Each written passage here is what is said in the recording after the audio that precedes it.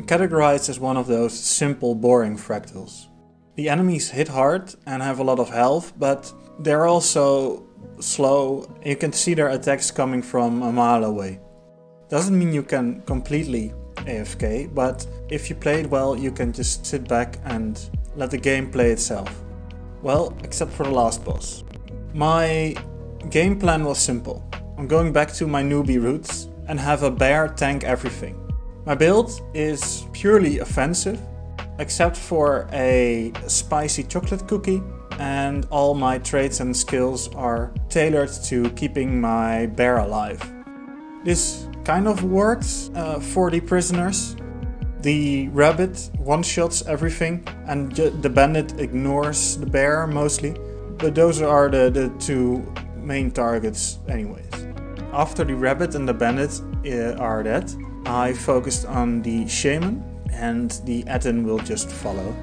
Sadly, I can't keep my bear alive. Even with breaking the bars, it's just not enough.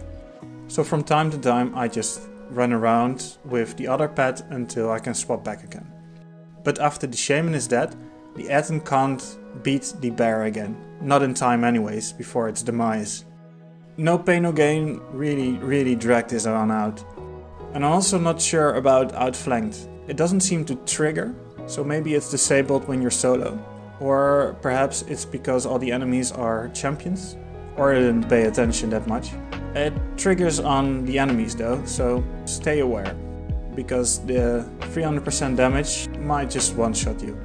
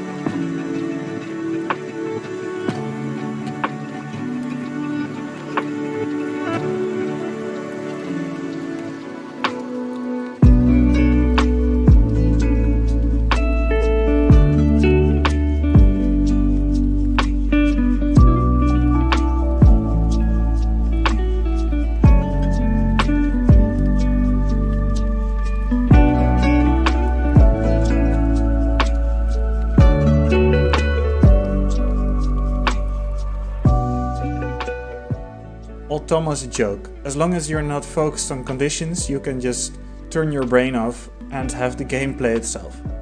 I sped through this part for you.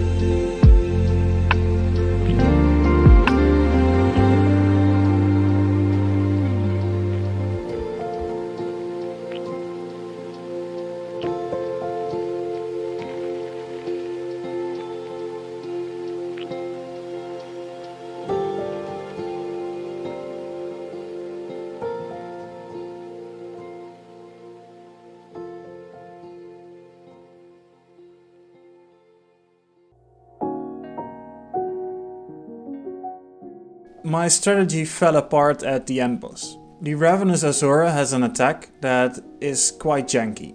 It shoots out 3 balls that for some reason have both the largest and the smallest hitbox in the world. And they're heat seeking but also invisible sometimes. You can't rely on your eyes or the dodge key to evade these. So my idea was simple: have the bear attack the Azura and keep it alive. However, when Professor Mew activates, it will debuff everything, including pets and your spirits. It will give them a positive or negative charge, and if you're next to a different charge, you will just gain a lot of damage. It's mitigatable for you and sort of your pet, but your spirits will die, and when your spirits die, you will lose out on protection. And when you lose out on protection, your pet will gain more damage, and if your pet dies, then you're in big trouble. So I went with the strategy I used to do, which is have the pet tank the kitty golems while you stay more than 900 range away. And when your pet almost dies, you just run away, swap pets, have the pet aggro all the golems and the Azura. And when the coast is clear, you go back and stay out of range until you need to run away again. Professor Mew and Mr. Mittens have the least amount of health, which is nice because Mew and Mittens are the most disruptive kitty golems. Baron from Scrufflebutt deals the most damage and probably has the most health or armor, but still isn't really an issue, as long as Mew and Mittens are out of the picture. Snuggles is whatever. The biggest issue at the end is that when one kitty golem dies, all the others get a regeneration effect. And when 2 dies, the remaining 2 gain protection. Couple this with the protection that's already there, they become insanely tanky. And it's not protection, it's 66% less damage times the 33% means that they only take 20% power damage and they have resolution, so they also take less condition damage. So I couldn't even go that route. But after 5 minutes, I think, or 6 minutes, or 10 minutes, I don't know, it took a long time. The buff disappears and the fractal becomes easy again, as long as you run away on time. Thanks for watching.